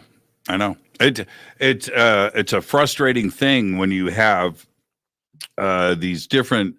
If you go back and you look at the historical data that goes back a long ways, the strange things that were in the sky before airplanes, and that I'm always curious about that. What if you see something in the 1800s or 1700s?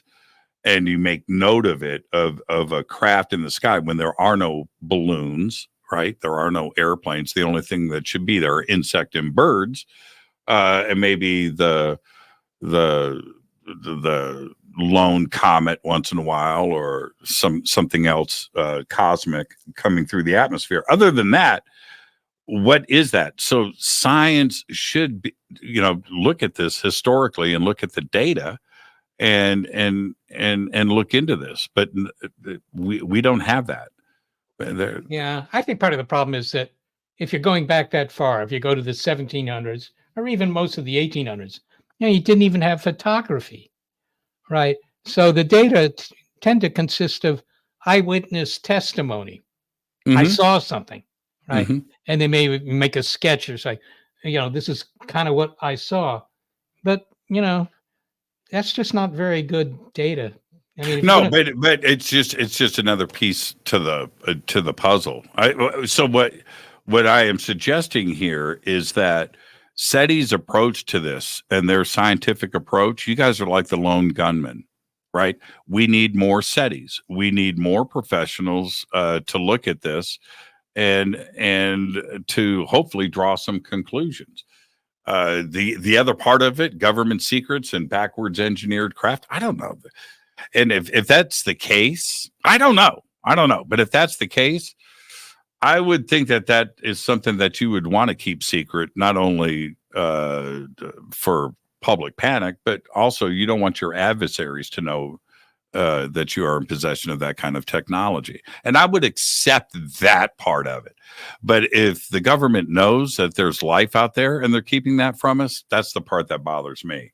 I don't buy that, because if that were true, if we knew there was life out there, NASA's budget would go way up. I know. See, isn't that and so would SETI's, right? Well, presumably we'd have more money too. But also keep in mind, I mentioned this earlier, but this is not just an American enterprise, right? The Europeans have very good instrumentation. They have plenty of satellites too. And, if this is happening, they'll know about it as well. And maybe you figure there's a worldwide conspiracy to keep all this from us. I've never understood why any government, right, would want to do that. I mean, that would be a really interesting story. You'd sell a lot of newspapers if you had stories about, visitors from a different world. But what I hear from people is, the government's not going to tell you that, right, because the public couldn't handle the news. That's what they usually say. And of course, that's kind of silly, because the majority of the public already believes it's true. That's right. They're handling the news fine. That's right. Well, you mentioned the New York Times earlier, right? And if we based everything on the Condon Report or Rand Corporation or, these different studies put to this issue over the years, the Vatican and religions would collapse, and Wall Street, we'd have anarchy in the streets and people jumping off buildings, and that we just couldn't handle it. And then the New York Times does their front page story back in December of 2017 saying government has a secret, the Pentagon has a secret UFO program. And then the videos were released. Well, that was pretty gnarly. That was the New York Times front page. I think it was like their most read story in 100 years. Yeah, it was below the fold. Mind you, it was written by people who already believed in the UFOs. But there's a vetting process that goes into the New York Times took quite a bit of heat for that story. But the Vatican stood. World religions didn't freak out. The public didn't lose their minds. Wall Street was strong, and as far as I know, nobody jumped off of any buildings. And that was the surprising part. I think that the world took that news pretty well. And that should have said something to the governments. Yeah. Well, that story's already been discounted by the public, right? Because they already they already believe it's true. So the fact that there wasn't, some sort of radical reaction is what you would expect from a story that confirms what many of them believe already, right? Yeah. What do you mean it was disproved or discounted? Discounted just means that they already believe that to be true. A significant fraction of them. Sure. Does that surprise you? No. Yeah, it doesn't surprise me either. I just think that there's so much when you have things like the exoplanet numbers and you have the observation. Now we understand how big the universe really is. You remember the first deep fields, right? That came in from Hubble. To me, that was one of the most mind-bending things I've ever seen in my life. To take the darkest part of the night sky in the universe and then expose it for 2 weeks and then blow it up and see that it's full, that it's nothing but galaxies to the end of everything. That we didn't know that until Hubble. We didn't know. Isn't that crazy? And so the public is now aware of the size of the universe and how many stars are out there. Yeah. No, that was certainly one of the biggest science stories of the decade, maybe longer. Yeah. To see how many galaxies there are, and they just go on, indefinitely. When we hear, this is speculation on your part, okay, but it's a speculation on anybody's part. The original UFO ET hypothesis, right, which is metal ships with rivets and little green men, traveling for 10,000 light years across the universe to get here. You have that idea, and that was always there, going back to Drake and Fermi and everything else. So there's that. But today we don't look at things that way. Us trying to leave the planet, warp drives, how would we do it? If ET is any advanced civilization out there is interstellar, how do you think they're doing it? Do you think that they're burning candles and igniting engines, or do you think they're folding space and they've got a grasp on something that we don't have any idea about? Well, they might use, physics that we don't normally consider using, or maybe physics that we don't even know. That's always possible, right? It's like asking this question of Julius Caesar, right? Right. He wouldn't have too much to say about it because he wouldn't have the knowledge to say anything about it. I mean, it's certainly possible that the physics that we don't know, and there's plenty of it, allows you to travel at essentially very high speed through the cosmos. Maybe that's the case. On the other hand, maybe you should just hypothesize that ET lives a long time and it doesn't mind taking a rocket ship ride that takes 1,000 years, and then he doesn't need a very fast rocket to get here. That kind of thing. There's nothing in basic science, nothing in physics that says that aliens couldn't come to Earth, or that conversely that we couldn't go there. You just have to be willing to pay for the ticket, either in time or in energy, or usually both, right? So you can't rule out claims that, well, we're being visited by aliens on the basis of physics. All you can do is say, well, how good is the evidence? Show us the evidence. Did you get a lot of videos with your cell phone? Right? Did a lot of people get videos with their cell phones? So we know it isn't just you, that kind of thing. That's what a scientist would say. Look, your claim doesn't violate physics, so I can't rule it out that way. Right. But I can look at what you're providing as evidence and decide whether I should believe you or not. Right. Me personally, or just in general? No. In general, not you. In personally. general, and that's the other thing. And I'm going to address your point directly. I talk to a lot of astrophysicists. I talk to a lot of astronomers and professionals. It's my passion, and they will always say that we don't see any evidence of craft moving around out past our solar system. We don't see anything. We would see a craft move. We would track a craft. And that is because you're basing it on what we know now and how we travel. So we're looking for that.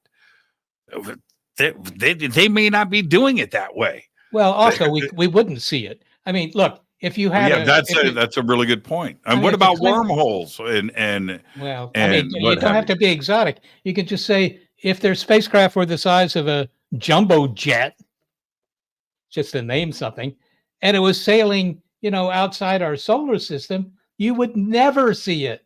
You simply wouldn't see it. We don't have the kind of instrumentation that would allow you to see it.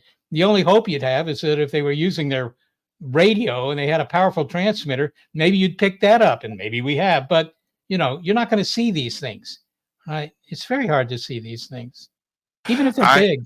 I wanted to ask you this before I let you go. I forget the TV series. It came out about 6 months ago.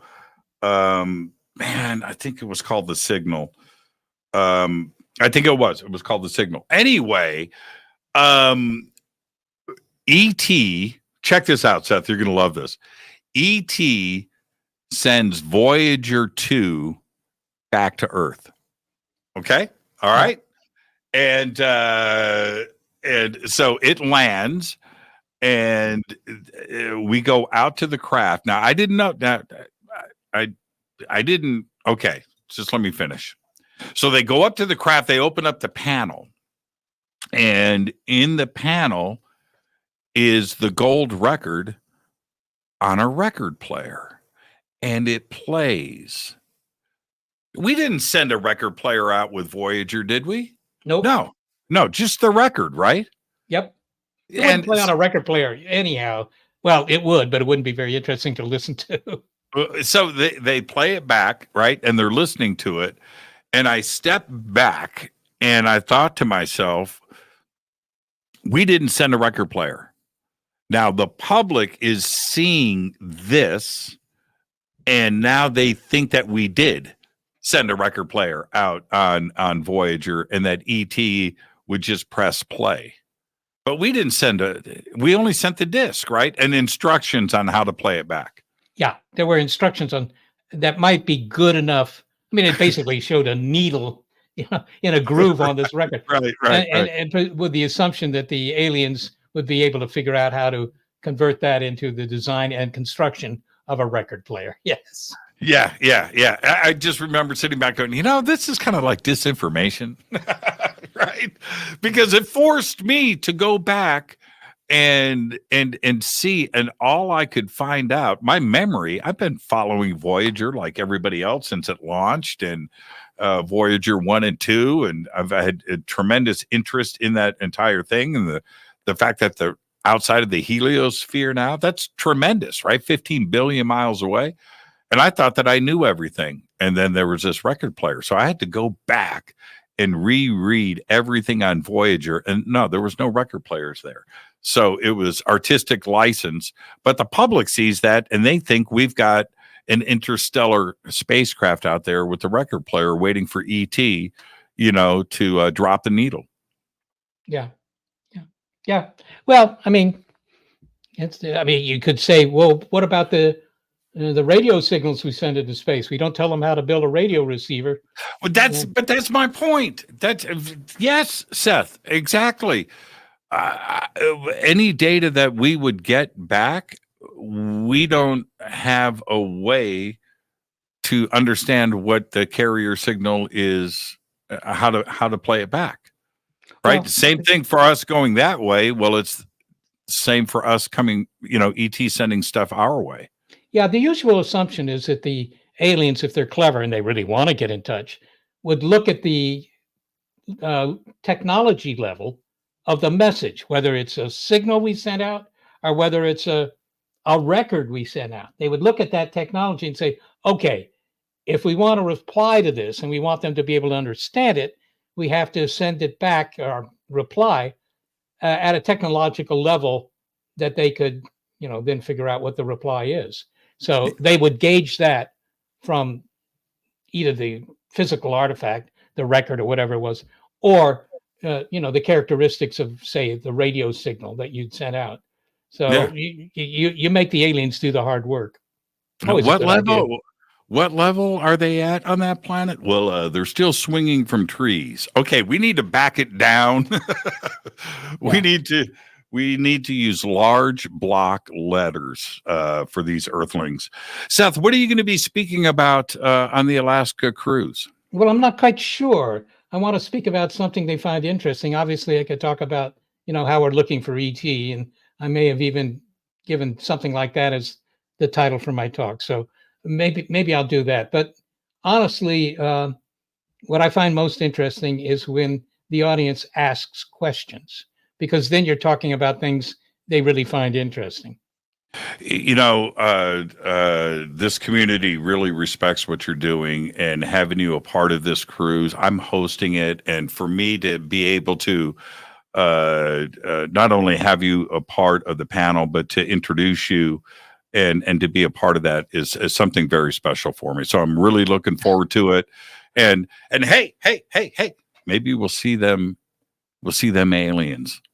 Yeah. You might come back different. There might be some alien hybrids in the crowd. You really need to look at everybody. Well, I hope they have a good cabin. That's all I can say. That's what I'm talking about. Seth, thank you so much. We'll see you in September. Keep doing what you're doing. SETI rocks. Thank you, brother. Thanks very much, Jimmy. Bye-bye. You're the best. Thank you. Seth Shostak, everybody. And the links are below for Seth and the Alaska cruise. And I will see everybody there. Now, officially, I am starting my weekend. Tonight is my Friday. Tomorrow, I get the new exhaust for my Harley. That's right. It's a brave new world. This is Fade to Black. We'll see you on Monday. Fade to Black is produced by Hilton J. Palm, Renee Newman, and Michelle Freed. Special thanks to Bill, John, Dex, Jessica, Dennis, and Kevin. Webmaster is Drew the Geek. Music by Doug Aldrich. Intro, Space Boy. Fade to Black is produced by KJCR for the Game Changer Network. This broadcast is owned and copyrighted 2024 by Fade to Black and the Game Changer Network, Inc. It cannot be rebroadcast, downloaded, copied, or used anywhere in the known universe without written permission from Fade to Black or the Game Changer Network. I'm your host, Jimmy Church. Go back, Lee Tappy.